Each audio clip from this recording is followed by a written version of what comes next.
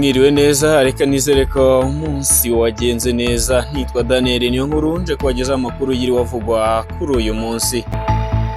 Muri aya makuru y'iriwavugwa kuri uyu munsi, reka tubabwire ko umwarimu wo muri kaminuza bari mu maboko ya RIB akaba akurikiranyweho ibyaha birimo gusambanya abana b'abakobwa biga mu mashuri yisumbuye, aho byamenyekanye ko afunganywe n'abakobwa batatu bivugwa ko bamushakiraga abo bana akabishyura amafaranga, akaba ashinjwa ko yashukishaga abo bana amafaranga.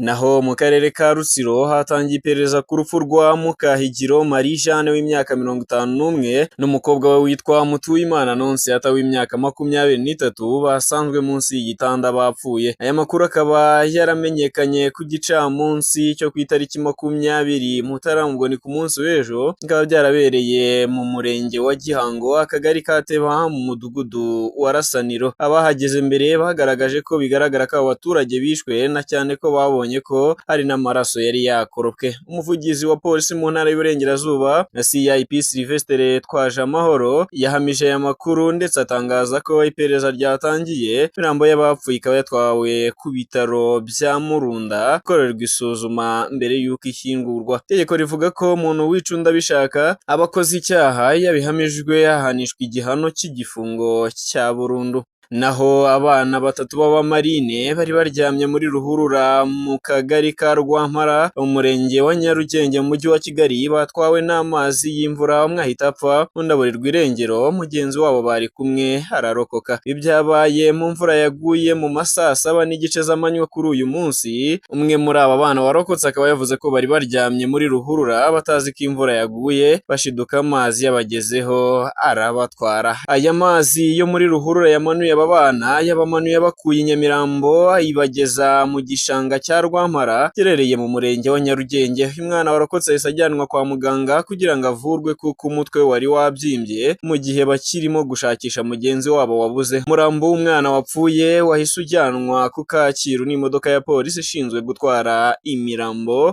kugira ngo upimwe. N'abakristo bo mu itorero rya ADPR Karambo mu karere ka Gicumbi baratabariza inzego zibishinzwe kubera ubuhanuzi buhahanurirwa muri urwo rusengero rwabo bukomeje gusenya ingo bukanatuma bamwe bahunga itorero, mu gihe umushumba wa ADPR mu Rwanda yamagana ubuhanuzi nk'ubwo ndetse akavuga ko icyo kibazo agiye kugikurikirana. Abakristo bo mu itorero ADPR Karambo riherereye mu kagari ka Rukurura umurenge wa Kaniga mu karere ka Gicumbi nibo bagaragaza ko ubuhanuzi bwadutse mu rusengero rwabo bukomeje guteza ingaruka ziri mu gusenya ingo za bamwe mu bo basengana bitwaje ubwo buhanuzi. Abakristo banavuga ko ubuhanuzi buhanurirwa mu rusengero rwabo bukomeje no gusenya ingo za bamwe muri bo, bakanavuga ko abasore bategekwa gushaka abo batarambagije bakabagenera abo badashaka bitwaje ubwo buhanuzi. Wanze gushaka uwo bamuhitiyemo bakamutongera imivumo kugeza ubwo bamwe bacika muri urwo rusengero. Mushumba mukuru w'itorero ADPR mu Rwanda Reveranda Yizeye Isayi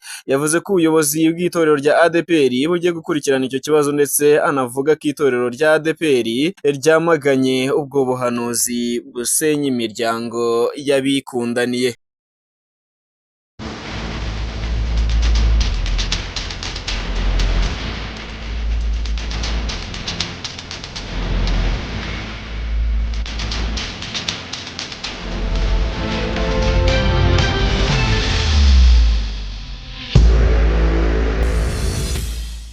Naho mu mikino uyu munsi icyo twababwira nuko ishyirahamwe ry'umupira w'amaguru mu Rwanda Ferwafa ryahagaritse imikino ine umusifuzi wo ku ruhande Jado Aristote uhanze igitego cya APR FC mu minota ya nyuma y'umukino yanganyijemo na Arimereki ubusa ku busa ku cyumweru tariki ya 18 Mutarama. Naho abakinnyi babiri bakinira AS do Kigali, Isaka Ezel ukina mu bwugarizi na Rudasingwa Prince ukina mu busatirizi bagurishijwe muri Police FC igiye gusohora abandi mbere y'uko imikino yo kwishyura ya shampiyona itangira.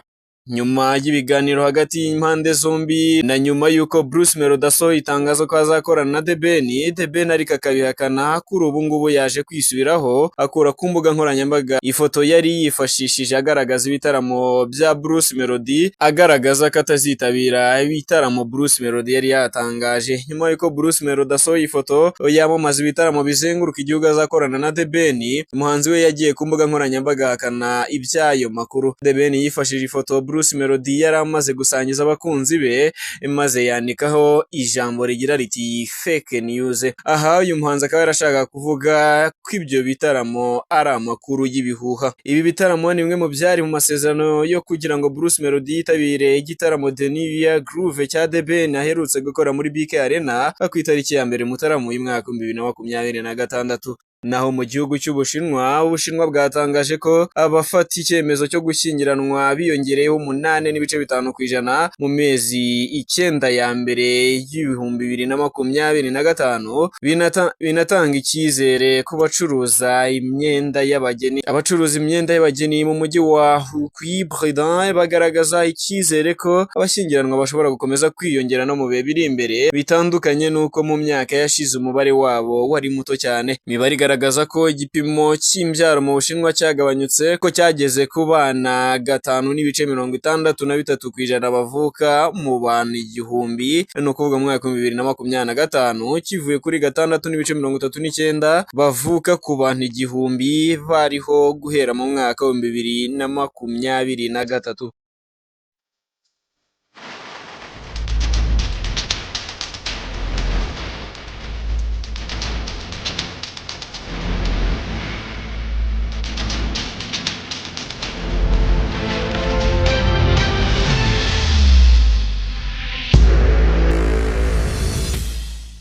Hanze y'u Rwanda, itsinda ry'abahanga mu bwubatsi mu ngabo z'igihugu cy'u Rwanda RDF bifatanyije n'ingabo za Jamaica JDF batangiye imirimo ihuriweho no gusana no kongera kubaka ibyangijwe n'ibiza mu mujyi wa Montego Bay mu ntara ya St James. Imirimo yatangijwe no gusana no kongera kubaka inzu z'abaturage bagizweho ingaruka n'inkubi y'umuyaga wiswe Melissa, bikaba ari intangiriro y'ibikorwa by'ubutabazi bigenewe imiryango yibasiwe n'ibiza. Naho amategeko mashya akaze muri Australia agenga intwaro yemejwe kuri uyu wa kabiri, harimo gahunda yo kugarura no gukusanya intwaro ziri mu baturage, kugabanya yinjizwa ry'intwaro mu gihugu, gukaza isuzumwa ry'abasaba impusha zo gutunga imbunda. Kugeza ubu Australia ifite izirenga miliyoni 4, umubare utarigeze ugerwaho na mbere. Nk'uko abayobozi babitangaje, ibisobanuro birambuye kuri gahunda yo kugarura imbunda izikura mu baturage ntiramenyekana, ariko biteganyijwe ko izaba ari nini cyane kurusha yakozwe nyuma y'ubwicanyi bwo mu mwaka 1996 i Port Arthur muri Tasmania, aho umuntu umwe yishe abantu 35. Icyo gihe gahunda yo kugura imbunda yatangajwe nyuma y'iminsi 12 gusa. Bimwe mu bice by'iryo tegeko byari bigamije guhana ushishikariza urwango cyangwa ukwirakwiza ibitekerezo by'uko hari ubwoko buruta ubundi, byakuwe muri icyo cyumweru nyuma y'uko abanyapolitike, inzobere mu mategeko n'abandi bavuze ko byabangamiraga cyane ubwisanzure bwo gutanga ibitekerezo.